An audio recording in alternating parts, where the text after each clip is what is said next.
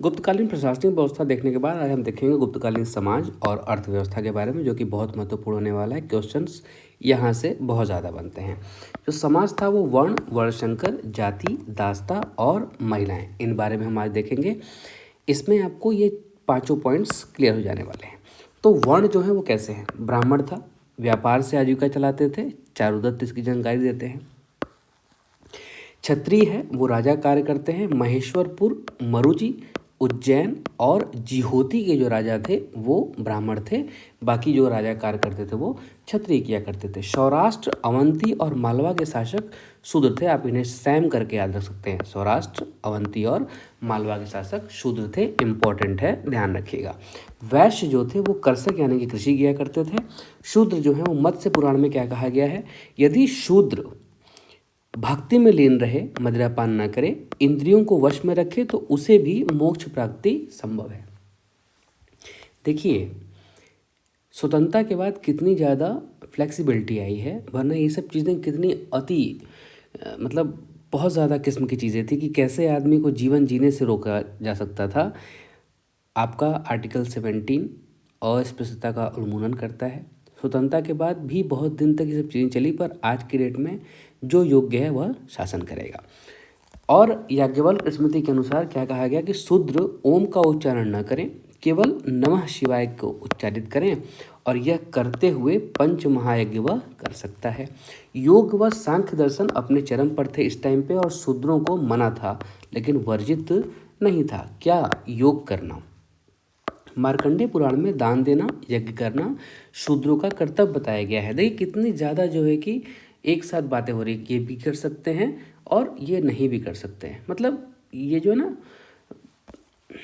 वर्णशंकर के बारे में देख लीजिए आप। अनुलोम प्रतिलोम विवाह के फलस्वरूप जो उत्पन्न संतान हैं उन्हें क्या कहा गया? वर्णशंकर कहा गया। अस्पृश्यता विष्णु धर्म सूत्र में अस्पर्श शब्द का प्रयोग किया गया है। इनका जो विस्तार है वाह्यान बारे में इसके बारे में जानकारी देता है। क्या कहता है? इनके घर बस्ती के बाहर होंगे। किनके? शूद्रों के।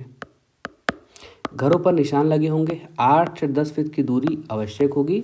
गले में ढोलक बांधकर चलना पड़ेगा। इन्हें ही हादी, ढोम, चांडाल, बड़हातु भी कहा गया है। कायस्थों का जो सर्वप्रथम उल्लेख है वो याज्ञवल्क्य स्मृति में लिपिकों के रूप में है, यानी कि लिखने वाले, लिपिबद्ध करने वाले व्यक्ति के रूप में है।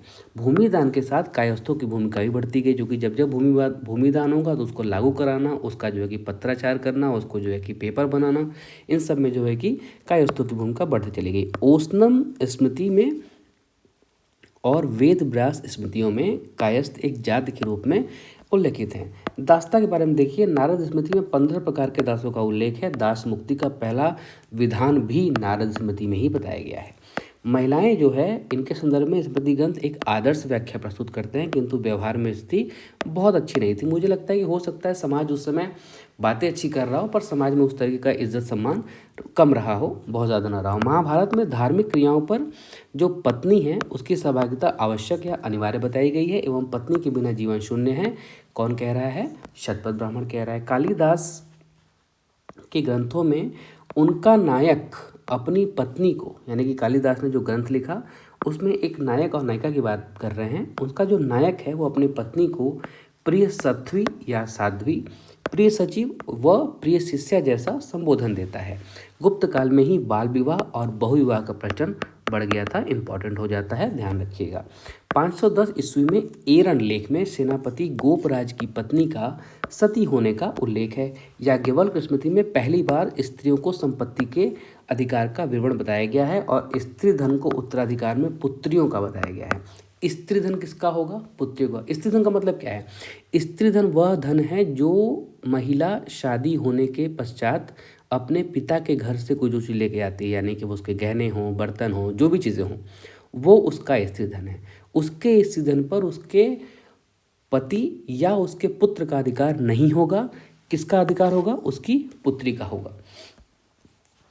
कात्यायन स्मृति में कन्या को धनहरी कहा गया, और धनहरी का मतलब होता है संपत्ति प्राप्त करने वाले। बृहस्पति विधवा विवाह का समर्थन नहीं करते हैं। याज्ञवल्क्य कन्या के उपनयन, वेदाध्ययन का निषेध करते हैं, मना करते हैं। नारद व पराशर स्मृतियों में विधवा विवाह का समर्थन किया गया है।